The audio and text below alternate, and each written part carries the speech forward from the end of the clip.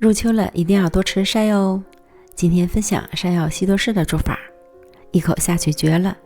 儿子说以后早餐都给他做这个。240克山药，切成小段儿，装盘儿，上锅蒸熟。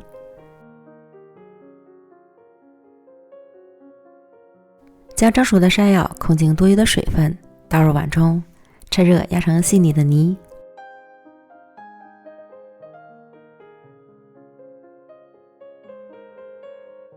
然后加入20克炼乳、10克奶粉、20克蔓越莓干，翻拌均匀。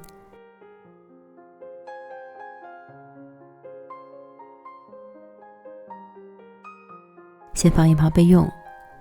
然后准备几片吐司，用圆形的小模具压出小饼。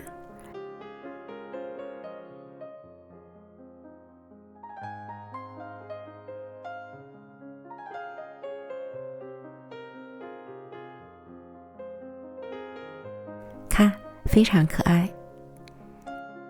然后用2片吐司饼加上山药泥，山药泥可以提前均分一下，这些量正好可以做9个。按压上合到一起，再整理下形状。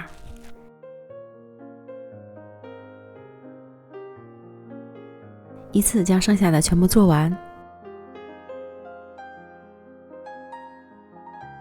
然后再裹上一层鸡蛋液，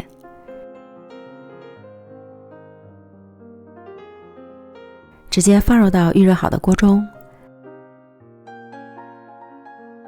全程开小火慢煎。一面煎至变色后，翻煎另一面。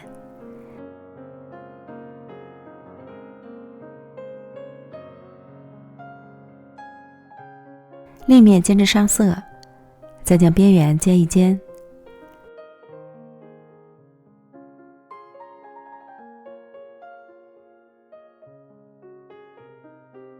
等全部都煎成金黄色即可出锅。